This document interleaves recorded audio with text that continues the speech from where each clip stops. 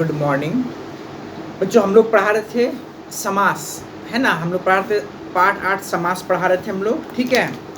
अब देखिए बच्चों, समास के हम बताए थे समास के कितने भेद होते हैं। समास के 6 भेद होते हैं, है ना। तत्पुरुष समास, द्वंद्व समास, द्विगु समास, कर्मधारय समास, बहुब्रीहि समास और अव्ययीभाव समास, ठीक है। तो हम लोग बच्चों पढ़ लिए थे क्या समास में, तत्पुरुष पढ़ लिए थे, है ना। देखिए बच्चों, हमको बता देते जो हम तत्पुरुष जैसे पढ़े थे हम लोग, क्या हो गया तत्पुरुष जैसे अव्ययीभाव, है ना। इसमें पढ़े थे क्या, अव्ययीभाव समास में क्या हो गया, पूर्व पद प्रधान होता है, पूर्व पद प्रधान होता है। तत्पुरुष समास में क्या होता है, उत्तर पद प्रधान होता है, उत्तर पद प्रधान होता है। देखिए बच्चों, तत्पुरुष में क्या होता है, इसका उत्तर पद प्रधान होता है, ठीक है। हम पहले आपको पढ़ाए हैं। कर्मधारय में क्या होगा, दोनों पद प्रधान होता है, दोनों पद प्रधान होता है। इसमें विशेषण और विशेष के बारे में, ठीक है। द्वंद्व समास में क्या होता है, दोनों पद समान होते हैं।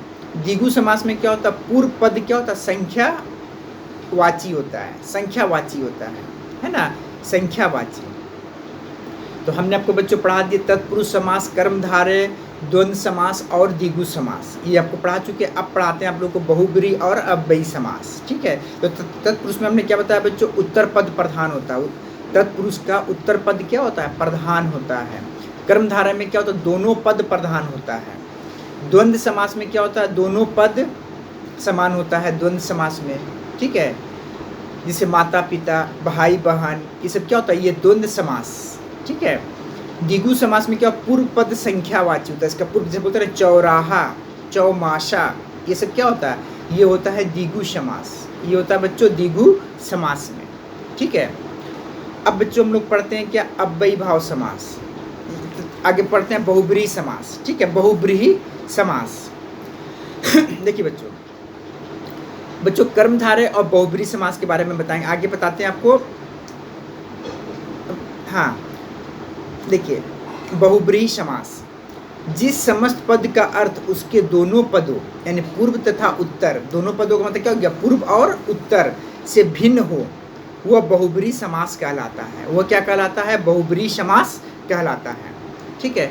जिस समस्त पद का अर्थ दोनों पदों यानी पूर्व अथवा उत्तर से भिन्न हो, वह बहुब्रीहि समास कहलाता है। जैसे बच्चों में बोलते हैं नीला है कंठ जिसका, नीला है कंठ, इसका समास जैसे समस्त पद क्या हो गया, नीलकंठ, समस्त पद क्या हो गया, नीलकंठ। अगर इसका समास विग्रह हम करते हैं तो क्या हो जाएगा, नीला है कंठ जिसका अर्थात शिव, वो क्या हो जाएगा, वो बहुब्रीहि समास हो जाएगा। क्या हो जाएगा, बहुब्रीहि समास, क्योंकि एक पद दूसरे पद और एक तीसरे पद के बारे में बताता है, तीसरे की ओर संकेत करता है वो, ठीक है।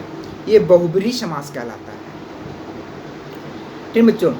जैसे नीला है अंबर जिसके अर्थात कृष्ण, अर्थात कृष्ण, इसमें क्या होता है बच्चों, एक पद दूसरे पद, है ना, होता है ना, एक पद दूसरे पद क्या होता है, विशेष विशेष, और लेकिन वो तीसरे पद को विशेष के लिए जो विशेष के बारे में बताता है, ठीक है, वो क्या हो जाएगा, जिससे इस तरह से क्या हो जाएगा, ये हो जाएगा पीताम्बर, ये हो जाएगा, समझ गए बच्चों। अच्छा देखिए, लंबा है उदर जिसका, लंबा है उदर जिसका अर्थात गणेश, अर्थात गणेश, है ना।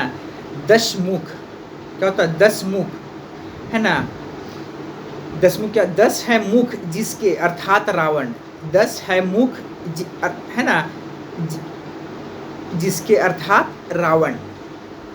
अब देखिए बच्चों, इसमें क्या होता है, जिसे हम लोग तत्पुरुष और क्या बोलते हैं कर्मधारय समास में, तो कर्मधारय समास में दोनों में क्या अंतर होता है, जिस समास के दोनों पदों, है ना, पूर्व पद और उत्तर पद में विशेषण और विशेष से उपमेय और उपमान का संबंध हो, वो कर्मधारय समास कहता है, ठीक है, उसे कर्मधारय समास कहते हैं। जैसे बच्चों, और अब बहुब्रीहि समास में क्या होता है, तो जिस समस्त पद का अर्थ दोनों पदों यानी पूर्व और उत्तर से भिन्न हो, और एक मतलब पद जो होता है विशेष हो, जिसे ना बहुब्रीहि समास कहलाता। जिसे हम लोग बोलते हैं ना, देखिए नीला है कंठ जिसका, नीला है कंठ, है ना, नीला है कंठ, ठीक है, तो क्या बोलेंगे उसको, नीला है जो कंठ, क्या बोलेंगे उसको, अगर उसमें कोई विशेष का नहीं बताएगा तो क्या, नीला है कंठ, इसमें विशेषण और विशेष बताया गया, ये इसीलिए क्या हो जाएगा, ये कर्मधारय समास। और नीला है जिसका, माने इसे विशेषण और विशेषता बताने के बाद एक विशेष पद का ये होता है ना, विशेषता होता है। जैसे नीला है कंठ जिसका, अर्थात शिव शंकर, तो वो क्या हो जाएगा, वो बहुब्रीहि समास हो जाएगा। ठीक है, जैसे एक पद दूसरे पद एक विशेष पद के बारे में बता रहा है। नीला है जिसका कंठ अर्थात शिव, तो वो क्या हो जाएगा, वो हो जाएगा बहुब्रीहि समास। और नीला है जिसका कंठ, ये बोलने से क्या हो जाएगा, जो विशेषता बता दिया, जो विशेषण और है ना विशेषता बता दिया, विशेष की विशेषता बता दिया, वो क्या हो गया, वो आपका हो गया कर्मधारय। ठीक है, जैसे पीला है अंबर जिसके, है ना, पीला है अंबर क्या, पीला है अंबर बोलने से क्या हो जाएगा, पीला विशेषण हो गया, अंबर मतलब कपड़ा, ये क्या हो जाएगा, विशेष से हो गया, ये क्या हो जाएगा, ये कर्मधारय होगा। जैसे पीले हैं अंबर जिसके, अर्थात कृष्ण, अर्थात श्री कृष्ण, तो वो क्या हो जाएगा बच्चों, वो हो जाएगा बहुब्रीहि समास। वो क्या कहलाएगा, बहुब्रीहि समास कहते हैं। ठीक है, अब देखिए लंबोदर, लंबा है उदर जिसका, लंबा है उदर जिसका, ये क्या हो जाएगा, ये कर्मधारय हो जाएगा। ये विशेषण और विशेषता बताया गया है। लंबा है उदर जिसका, ये कर्मधारय समास में आ जाएगा।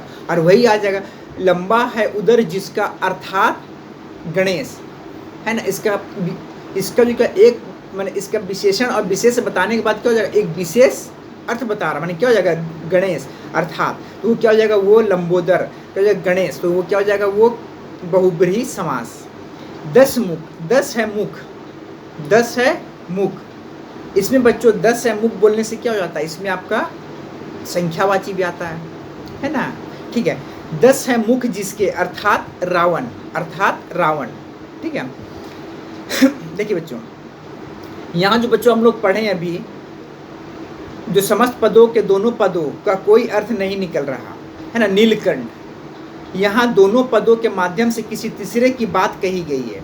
यहाँ पर क्या हो गया, जो दोनों है ना, यहाँ दोनों पदों के माध्यम से किसी तीसरे पद की बात कही गई है, वो क्या हो जाएगा, वो बहुब्रीहि समास हो जाएगा। होता है ना, नीला है कंठ, नीला है कंठ जिसका, तो क्या हो जाएगा, ये हो जाएगा कर्मधारय। नीला है कंठ जिसका, अर्थात शंकर, वो क्या हो जाएगा, वो हो जाएगा बहुब्रीहि समास। ठीक है, क्योंकि तीसरे पद के बारे में बता रहा है। एक पद दूसरे पद के बारे में क्या, एक विशेष पद के बारे में बताता है, वो होता है बहुब्रीहि समास। ठीक है, इस तरह से आप इसको ही कर सकते हैं। देखिए समस्त पद, चतुर्भुज, 4 है मुख जिसके, ब्रह्मा, ये बहुब्रीहि। ठीक है, गजानंद, गज के समान आनंद जिसका, क्या हो जाएगा, गणेश, क्या हो जाएगा, गणेश। त्रिनेत्र, तीन नेत्र है जिसके, 3 नेत्र है जिसके, क्या हो जाएगा, शिव। अच्छा, सुंदर लोचन है जिसके, सुंदर लोचन है जिसके, विशेष स्त्री है ना, जैसे क्या हो जाएगा, सुलोचना, क्या हो जाएगा, सुलोचना। पंख में उत्पन्न होने वाला, पंख यानी कीचड़, पंख का अर्थ क्या होता है, कीचड़।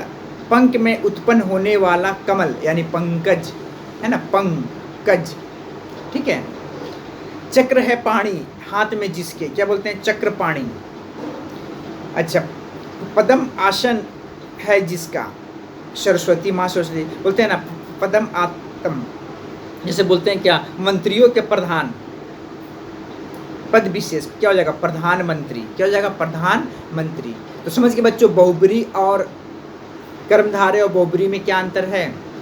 जब एक पद दूसरे पद के बारे में उसका विशेषण विशेष की विशेषता बताता है, वो क्या हो जाएगा, वो कर्मधारय हो जाएगा। और एक पद दूसरे पद किसी तीसरे पद की बात कही गई है, कही जाती है, उसे क्या कहते हैं, उसे बहुब्रीहि समास। जैसे नीला है कंठ जिसका, तो क्या हो जाएगा, ये कर्मधारय समास। और नीला है कंठ जिसका, अर्थात शिव, तो वो क्या हो जाएगा, वो बहुब्रीहि समास। ठीक है, जैसे पीला है अंबर, पीला है अंबर जिसका, तो क्या हो जाएगा, वो हो जाएगा कर्मधारय। एक पद दूसरे पद के बारे में बताया ना, कर्म है ना, विशेषण विशेष। और क्या हो जाएगा, नीला है ना, जैसे पीले हैं अंबर जिसके, अर्थात श्री कृष्ण, तो वो क्या हो जाएगा, वो अर्थात श्री कृष्ण, तीसरे पद के बारे में, वो क्या हो जाएगा बच्चों, वो हो जाएगा बहुब्रीहि समास।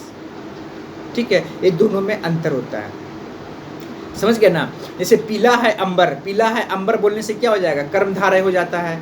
अब बोलते हैं ना, पीले है अंबर जिसके, अर्थात कृष्ण, तो वो क्या हो जाएगा, वो बहुब्रीहि समास हो जाता है।